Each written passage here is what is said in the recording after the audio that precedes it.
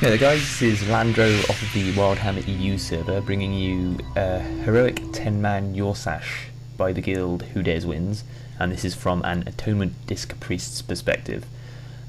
This encounter has some very interesting mechanics, and as a healer, it ranges from very intense phases that require a great deal of healing throughput, to phases where you have to control your heals.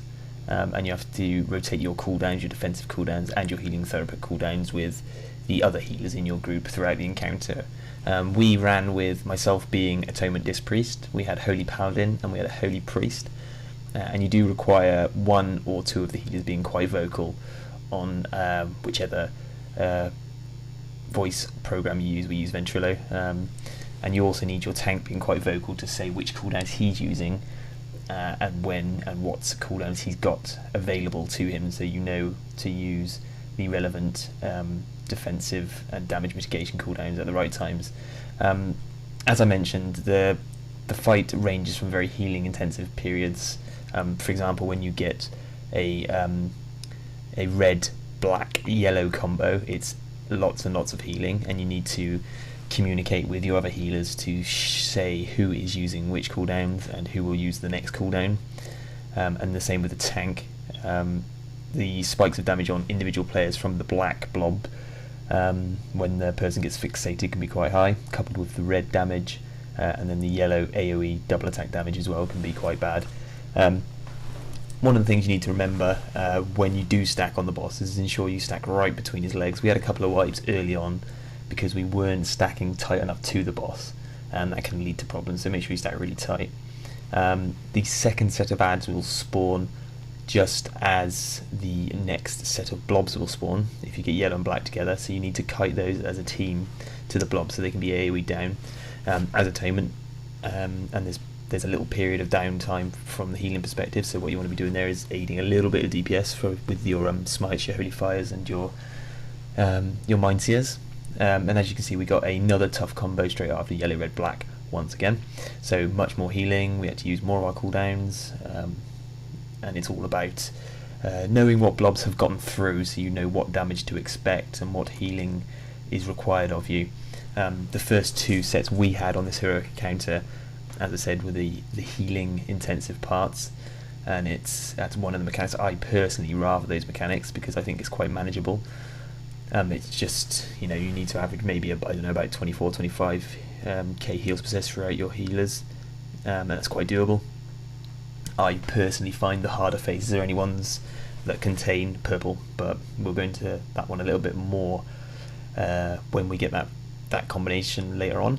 So again, you will be smiting, holy firing, and mind searing to help with a little bit of DPS on the down phases. Mana isn't a huge issue on this encounter. And that is because of the next set of blobs that we'll get through, and that will include the blue, which will give you the mana void. And what that does is drains all the mana from anybody who has it, and then it will summon a mana void which can be killed to return mana. It's worth noting you need to stand close enough to the mana void to benefit from the explosion to get your mana back. Again, we'll go into that a little bit more detail when that happens. The first mana void, what we tend to do, and I think most guilds do the same, is we'll leave one DPS on it, but not kill it. We'll take it to 10%, and healers will use their own mana return cooldowns for the first blue blob.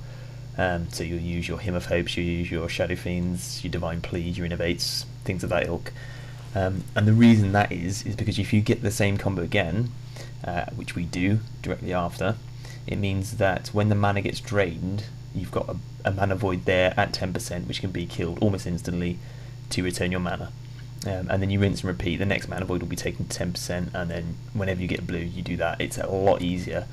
It makes it a lot less likely to get a kill when you get the blue blob, and in fact, it means that mechanic is basically mitigated straight away.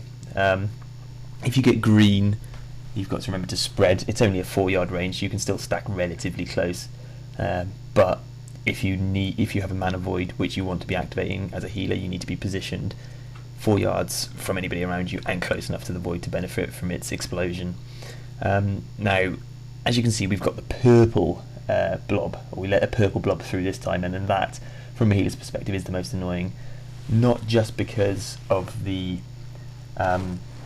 deep corruption stacks that you'll see on your targets as you're healing them. You can only heal each target a maximum of 4 times. The 5th heal will trigger a raid-wide AoE, which is devastating. It's basically a wipe if you do that. So if you look at my healing UI, my heal bot, you'll see the number on the left-hand side of the little icon, the deep corruption icon, indicates how many heals that target has had, and the number on the right is how long the debuff has remaining. I think it's 15 seconds, so you're not allowed to do 5 heals within 15 seconds, so you've got to be aware that during purple phases you will only be wanting to use your big single target heals.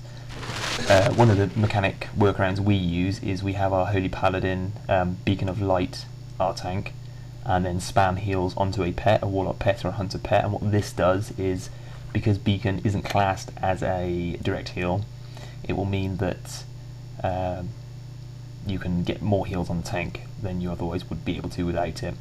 And then you have the other 2 healers, myself and the Holy Priest Draxi, will be doing spot healing, big spot heals. There are some AoE spells which don't trigger stacks of deep corruption.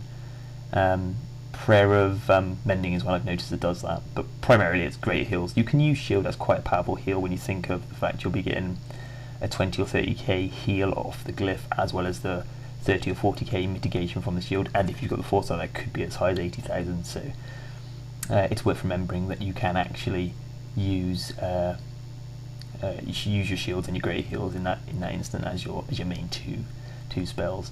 And the purple is about managing. It's lots of communication with your other healers, lots of communication with the tank. The tank will need to tell you what cooldowns he's got, and if he needs an additional cooldown for the next part of the fight. So it's just about communication. What you'll tend to find with the makeups, as I said, it will range from healing intensive to communication. Not lots of healing, but lots of unity between your raid, and you'll get used to the types of combinations where you can save your cooldowns, and you'll know which cooldowns are beneficial for which parts of the fight. Quite often the combination we've got here, which is purple, black and blue, we find is the easiest. You get the fixate damage off the ads, which can be a nuisance, but normally you won't need more than 4 big heals on somebody who gets fixated before your deep corruption stacks roll off. And if you're doing the mana void rotation that we spoke of earlier, taking the previous one down to 10%, you don't really have any problem with that combination. So if you see yellow, black, red, or blue, black, red, you're relatively comfortable. You don't really need to worry too much. Yellow AoE damage can be problematic, but as long as you ensure everybody's topped up going into that phase, you can pre-shield as a disc priest as well, which is obviously beneficial, and pre-Aegis, but you shouldn't have too much difficulty. It's the yellow, black and red phases that are the ones that do the serious amount of damage in terms of healing, so they're the ones that you want to be sure you've got your cooldowns available for.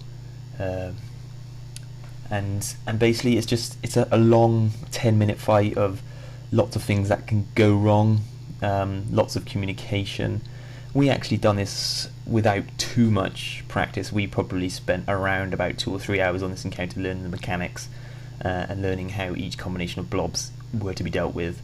Considering we only raid twice a week for 3 hours, we do 3 hours on a Sunday night, 3 hours on a Monday night, we actually have pretty good progress, considering we don't spend hours and hours focusing on fights, but we still get the same enjoyment. We're a casual raiding guild, we're all friends, but as you can hear from the ventrilo, which I'm just about to let through, when we do get a kill, people get quite excited and often resort to profanities.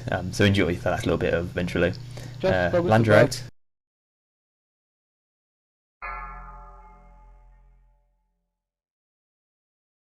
Great job, guys. Good job. Fucking right.